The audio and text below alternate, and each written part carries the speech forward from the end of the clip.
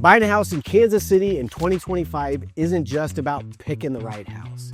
It's about navigating one of the most confusing markets that we've ever seen. Between rising rates, we've got shifting rules and neighborhood price points. What you don't know could cost you thousands. Believe it or not, Zach and I are not dressed for a funeral. We're here to break down exactly what you need to know before buying in 2025, like how a small difference in interest rate can add up to 40 grand over time, why some buyers are getting stuck with weak offers, and what your agent should be doing to help you win. Plus, we're going to walk you through Kansas City's top areas to explore, what to expect at closing, and the biggest mistake buyers keep on making. So let's kick this off first with the most expensive things that we see people usually do, which is how much can they actually afford? So the first thing, knowing what you can actually afford. And the best way to go about doing that is to submit a loan application with a mortgage company. There's a couple different results that you can get back. One of those is a pre-qualification. The other is a pre-approval. And there's a big difference between the two. I'll sort it out for you real quick.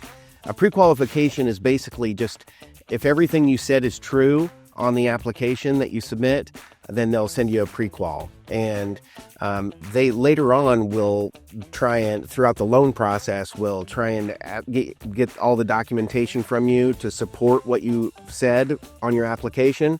And if everything was true, then you're good to go. But if you're self-employed or you get bonus income or you're just inaccurate on your application, that can set you up for disaster.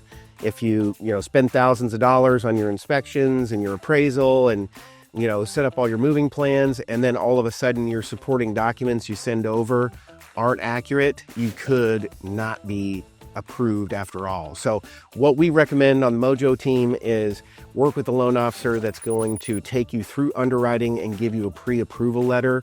It's a little more work to do on your end, but well worth it because you supply all the supporting documents that back up your claims in your application, and they'll take you through underwriting and give you a pre-approval. And that actually looks stronger when you make your offer and sets you up to where you're not going to have any surprises later on down the road. You're actually going to qualify for the home and go with the pre-approval over the pre-qualification. Yeah, especially if you're relocating in town, you don't need surprises with that. So yeah, well said, Max. Next on the list, we have how much does a 0.5% rate actually affect my mortgage? And we can tell you what, just on 0.5%, let's say you went out and borrowed $400,000 to kind of hit that average price point in Kansas City. That's about $2,000 a year. If you just paid 0.5% more than the going rate, it's about $2,000 a year. Most people, get a 15 to a 30-year mortgage. So if you're in your home for 15 years, that's 15 grand, or not, it's 30 grand because we're talking 2 grand. Over 60 or over 30 years is 60 grand. So you can see how that adds up dramatically over time. Yeah, it can make a big difference. And, if it's a more than 0.5%, it's even bigger. So it really, or a higher price point, it just goes from there. Yeah. And I think the reason Zach brings that up is not all lenders are the same. So, people think of loan as kind of a commodity. Hey, you get it from here, you get it from there, who really cares? But there is a big difference between mortgage brokers and banks, and sometimes banks will price match other banks if you get a better quote from someone else. So I definitely recommend a couple of things. First, get a local lender. There's a couple of reasons for that. One is we can go there. If they're not responding, we can go to their office and knock on their door and get their attention. You can't do that with, some of these online mortgage companies. They have huge banks of telemarketers that are handling your loan, and the service can really let you down and disappoint you. And then, definitely shop around because sometimes the mortgage bankers are able to shop different loan products and can be more competitive, but most of the time it's the banks that can be more competitive. Your credit unions and your local banks, they're a little more competitive on the interest rate that they charge. And my wife's actually a loan officer, and she's been doing this for, 7 or 8 years. And she's worked for both. And she got really uncompetitive as a mortgage banker. And so she got with a bank just to be more competitive on rate. And it could be 0.5%, even 0.75% difference because, her commission is less on working for the bank, but she wants to provide, she wants to be the best. She wants to offer the best terms to our clients, to her clients. because it's a referral business and she doesn't want to, be gouging people for a higher commission. So we really have to watch that. And one way to shop different loan products is through the APR. That's where they essentially come up with one number that synthesizes all of the different loan costs. So you've got your closing costs, your loan origination fee. Sometimes banks will quote you a lower interest rate. However, they're charging you a higher loan origination fee or another charge, and essentially charging you points. So you really have to analyze their loan commitment letter and see they'll give you an estimate, and you'll see where all the charges are. And then that APR will synthesize it all into one number. But you can put those loan estimates side by side, and we have a lot of experience looking at them too. And we can let you know if you're being charged to buy down the rate and it's kind of a shell game. So not all loan officers or mortgage companies are the same. So what's the monthly payment difference on a home where you borrow $400,000 and you have a 6.5% rate or a 7% rate? At 6.5%, you're paying $2,594 a month. At 7%, you are paying $2,727 for a difference of $133 a month, just by shopping around a little bit and comparing your apples to your apples. Yeah, you can also shop. That we made some assumptions on the taxes and the insurance. So you can definitely shop the insurance as well and to get that monthly payment down. But that is principal, interest, taxes, and insurance in the numbers we quoted there. So once you got your financing locked in, the next step is to figure out where you actually want to live. And that's where a lot of people go wrong, especially out-of-state buyers. Yeah, don't just browse. We want you to actually tour the neighborhoods, and that's what our channel is all about, frankly. First, Zillow is not enough. So I know you guys are all hopping on Zillow, and we do it too. They have a really slick website, but it's basically just a commercial for the property. It shows it in its best light, and their whole business model at Zillow is to sell your information to people like us. Realtors a lot of times buy Zillow leads. We don't actually buy Zillow leads because it's not very cost effective. They're really expensive, but a lot of realtors do that, and that's what Zillow's business model is all about. So the effect that has on their information is what's important. So they have a syndication model where we will syndicate all of our data from the MLS to Zillow, and that takes a little bit of time. And they can dial that time up and down depending on their ability to sell leads on properties. So what we saw when inventory got really low is they were dialing back the speed at which they would change the status from active to pending. And it was really frustrating for buyers to think that there was a property that was available that went pending 2 days ago because Zillow was wanting to sell leads on it. So there's all different kinds of data that can be affected by their syndication business model of selling your information to real estate agents. So it's really not enough. We want you to know the down and dirty, the nitty, the gritty, the seller's disclosures, what's wrong with the property history. That's our job, is to poke holes in the house that you might be interested in, show you what's potentially wrong with it. And that's something you'll never get on Zillow. And what is the risk of buying in a neighborhood that you've never visited? So this one, although it does happen, I strongly caution against that. At least get somebody on your side that's going to be walking that neighborhood, because there's so many things versus just the pretty pictures online. There's the smell of the neighborhood. Maybe you're right next to like a factory where they make dog food and you've got these fumes coming over. I know when I lived in the Northwest, there was a paper mill that smelled horrible if you were living close to that. So there's the sound of the highway, how close you are to the highway. And those sounds change too between the spring and the fall. After all the leaves are on the trees, you might like, oh, it's nice, I can barely hear the highway. And then in the fall, it's like, that sounds like a NASCAR track. So these are all things that it really helps to be there so you can get a vibe as you're driving down the road, driving through the neighborhood. Also, just how the HOA treats the rest of the neighborhood. Maybe they're real strict and there's no pink houses. Maybe the HOA is kind of going downhill and there's a couple pink houses on the corner and there's a fence that's dilapidated and the things, the neighborhood's going to crap. So these are all things that if you can't physically be there in person, feet on the ground to buy, maybe you're military, just to have a representative that can go there, that knows the area, can walk the area. I mean, even though I live in Kansas City and I know it super well, I would never buy a house without walking in. It's, well, one I planned on living in. without walking through the neighborhood. Even if you have your financing and your neighborhood picked out, there's one mistake that's becoming more common in 2025, and it's costing buyers big time. Guys, please don't try and represent yourself. We highly recommend that you work with a buyer's agent, and this is not a self-serving recommendation, and we're going to tell you exactly why. So what does a buyer agent actually do? They do a ton, and it all starts with that needs analysis we mentioned, getting to know you, getting to know what your priorities are. That way they can give you fiduciary level advice based on your priorities. They'll be able to show you everything that's on the market. They will be able to pull comps for those homes so you can make sure that you're not overpaying or buying the most expensive home in the neighborhood. They will be able to recommend home inspectors. They'll pull the seller's disclosure. They can actually go back into the property history, see what the seller paid for it, see if they refinanced it. They can pull previous seller's disclosures from when they bought it, kind of do some investigating before you even hire the inspector, but they'll be able to recommend the best inspectors. Not all inspectors are created equally. Some are Uncle Bob, some are ASHI certified. The one we recommend does a whole home elevation survey that most people don't. You don't need to go out and check for lead-based paint and get a structural engineer's report and have a mold inspection unless that general home inspector comes in there. So they can save you money.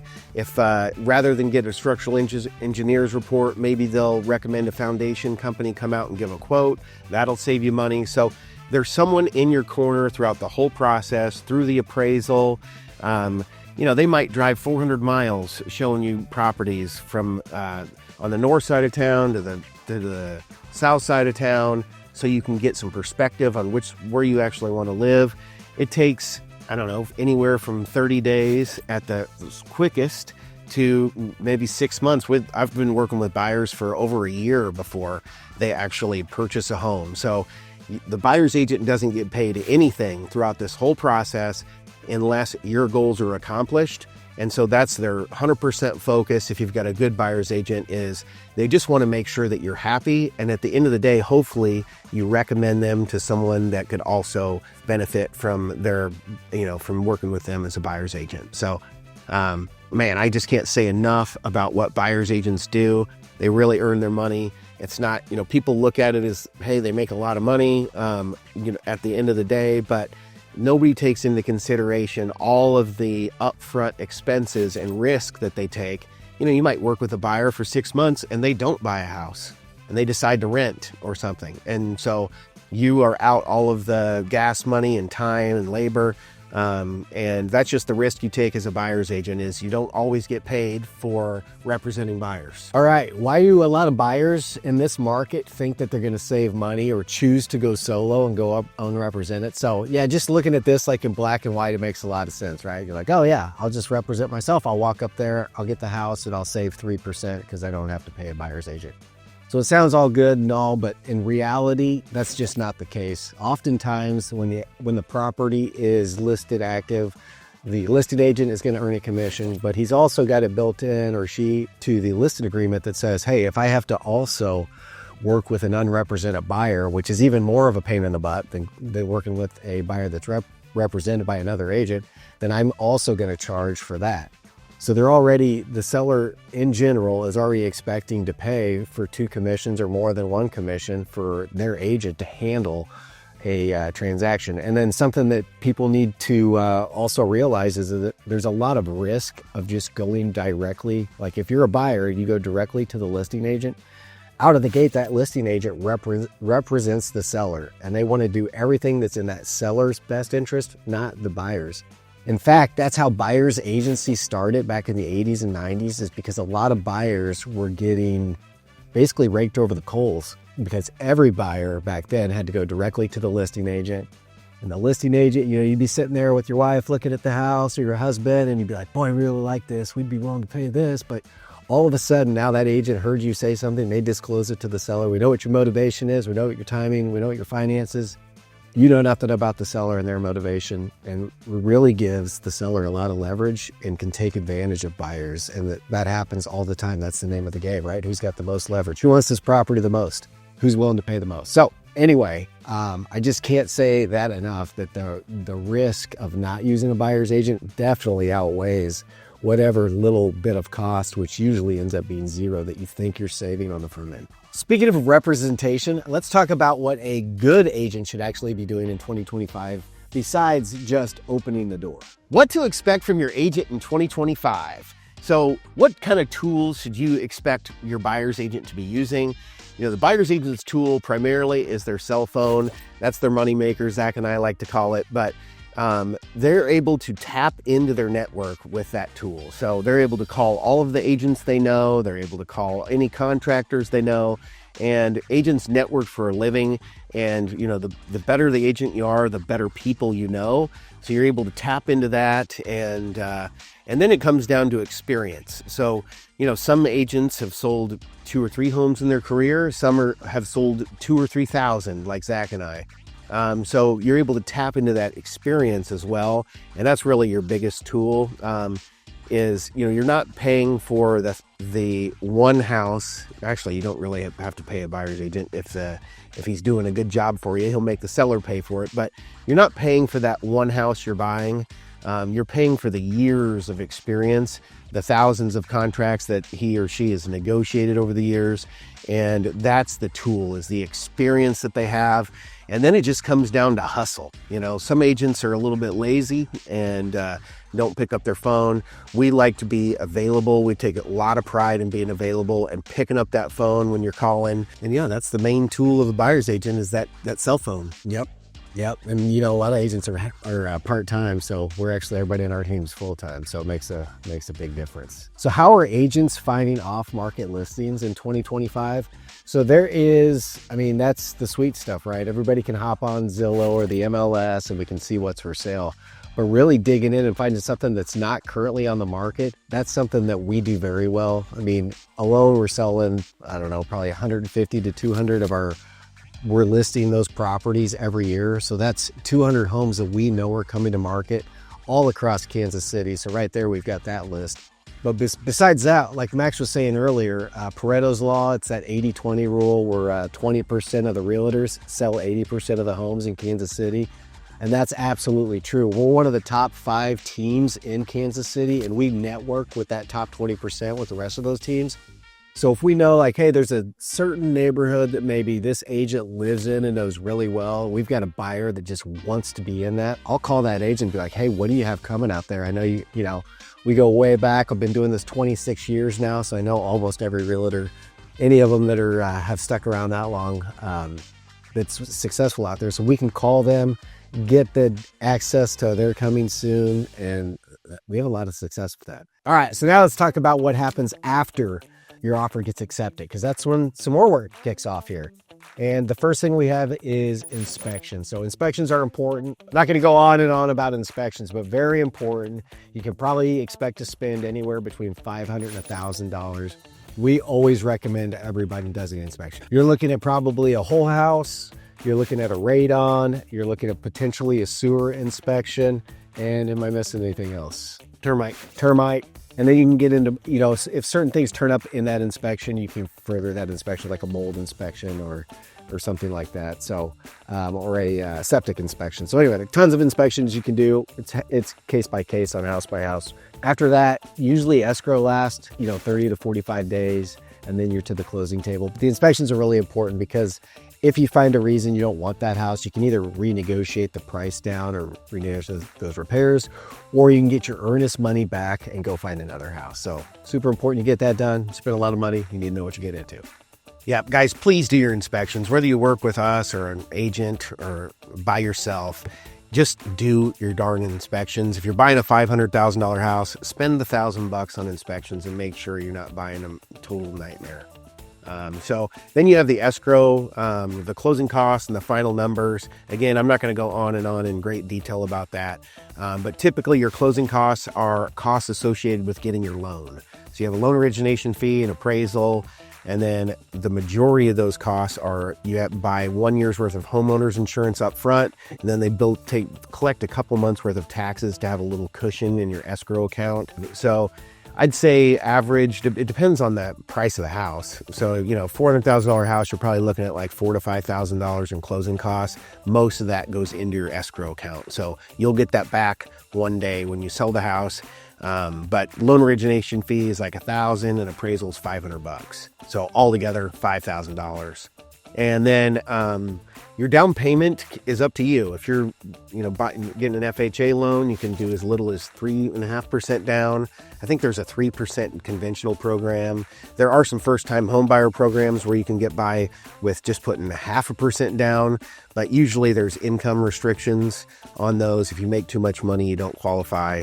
But first-time homebuyer is, I think if you haven't owned a home in 3 years, then you qualify for that first-time homebuyer status. But typically I recommend putting 20% down if you can do it, because then you can avoid paying mortgage insurance, which is just like burning money. So once you have 20% equity, that's enough skin in the game where the bank's not worried that you're going to walk away, and then you don't have to pay mortgage insurance. So recommend putting 20% down. Whatever amount you're going to put down, you usually put down an earnest money deposit. It's usually 1% of the purchase price. So you've got your inspection costs, and then you've got your earnest money deposit, and that's your only cash out of pocket until you close. So once you close, then you bring the remainder of your down payment, whatever that number is, to the closing table in the form of a certified check or a wire to the title company, and sign on the dotted line about 500 times if you're getting a loan, only a few times if you're paying cash, and the house is yours. So one thing to know there is sometimes, well, all the time, possession is negotiable. So it might be that to make your offer the most attractive, you offer to give possession to the seller for a week after closing. They may need the proceeds from the sale of your purchase for their purchase. So they might be, rather than making them homeless, that may be something that's really important to them. So possession is negotiable. Typically you get the keys at closing and you take possession. And that's when you're on the hook for the utilities and the taxes and the insurance and the whole thing. So that is, in a nutshell, the escrow process, usually 30 to 45 days from contract to closing. All right, now that you've got the full picture of what buying a home in Kansas City looks like in 2025, here's what to do next. All right, if you're thinking about buying a home in Kansas City this year, don't do it alone. We've helped hundreds of people move in Kansas City just like you. We'd love to just sit down with you. You can either give us a call on the screen or shoot us an email. We'll set up a time for a Zoom or another phone call. And we will do that needs analysis with you, get you all set up, and get you started on the right path. Still trying to find out where in Kansas City you should live? Well, check out our video on the top 7 Kansas City suburbs ranked.